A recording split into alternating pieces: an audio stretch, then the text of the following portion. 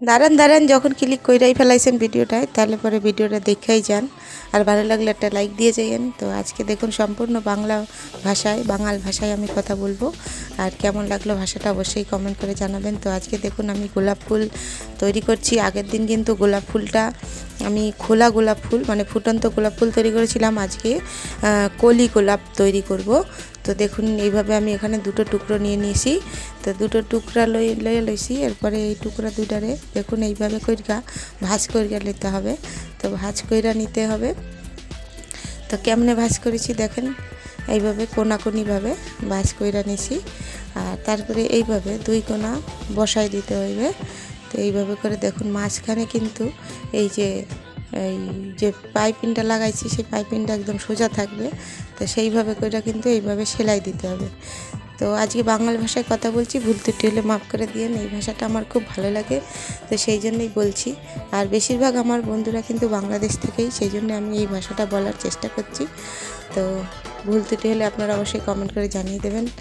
আর দেখুন এরপরে কিন্তু আমি এইভাবে সেলাই দিয়ে নিতেছি। এটার একটু ছোটো করতে হবে, এভাবে ছোটো করে নিতে হইবে, মানে চিপ্পা চিপ্পা ছোটো করে নিতে হবে, আর কোনো ব্যাপার না। এইখানে বেশি চ্যাপটা যদি রয়ে যায় তাহলে গোলাপ ফুলের পিছনটা চ্যাপটা বেশি হয়ে যাবে। তো সেই জন্য এইভাবে খোলা খোলা যেন না থাকে, এইভাবে বেশি করে কুচকায় মুচকাইয়ে যেভাবে হোক সেলাই দিয়ে ছোটো করা লাগবে। তো আমি এরকম কুচকায় মুচকায় দিয়ে ছোটো করে নিতেছি। এবার মেশিনে তো অত ভালো করে হয় না, তখন একটু হাতেও করে নিতে পারেন। তো আমি এখন হাতে একটা সুই দিয়ে আমি এরকমভাবে কুচকায় মুচকায় নেব। দেখেন এইভাবে সুই দিয়ে আমি কুচকায় মুচকায় নিচ্ছি। বন্ধুরা এই ভাষাটা আমার খুব ভালো লাগে বলে আজকে বললাম। যদি ভাষাটা খারাপ লাগে আপনাদের, আমার মুখে শুনতে খারাপ লাগে, তাহলে কমেন্ট করে অবশ্যই বলবেন।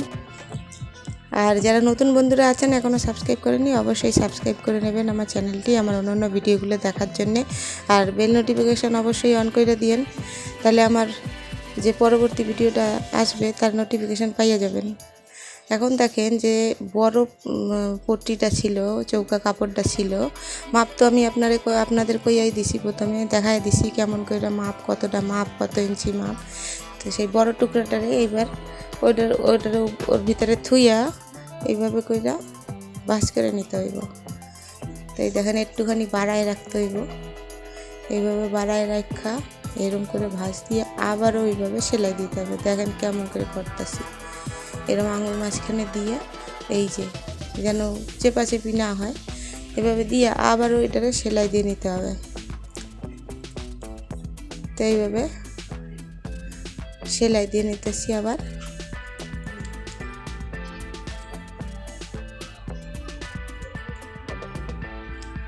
ভালো করে সেলাই দিতে হবে।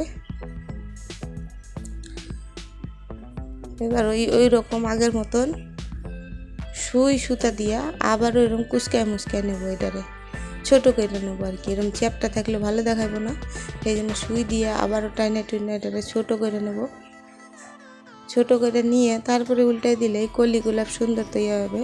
তো ভাববেন না আবার যে এখনই এরকম দেখে ফেলাইছি বাইরে চলে যাই আর ভিডিও দেখতে হইব না, বুঝা গেছি। কিন্তু উল্টানোটাও কিন্তু বুঝতে হবে, সেই জন্যই কিন্তু আপনাদের একটু লাস্ট অব দি ভিডিওটা দেখতে হবে। তো দেখেন এরকম সেলাই করে লইছি, এরপর উল্টাইতেছি। দেখেন এইখান দিয়ে যখন উল্টাবেন, প্রথমটা উল্টাবেন খুব সাবধানে উল্টাইবেন। তারপর দেখেন প্রথমে ভিতরের কলিটা উঠে গেল।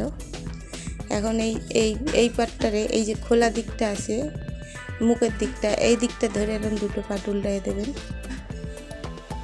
তাহলে দেখবেন সুন্দর একটা কলি তৈরি হয়েছে। তো বন্ধুরা দেখেন কেমন সুন্দর একটা গোলাপের কলি তৈরি করছি, কলি গোলাপ।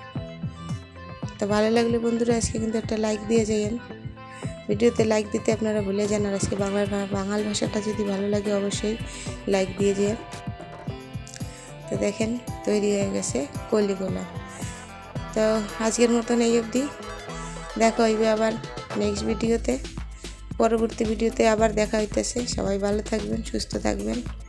আর এই যে খোলা গোলাপটা বানাইছিলাম এটারও দেখাই দিলাম, আর কলি গোলাপটারও দেখাই দিলাম একসাথে। তো আজকের মতন তাহলে চলি, দেখা হইতেছে পরবর্তী ভিডিওতে।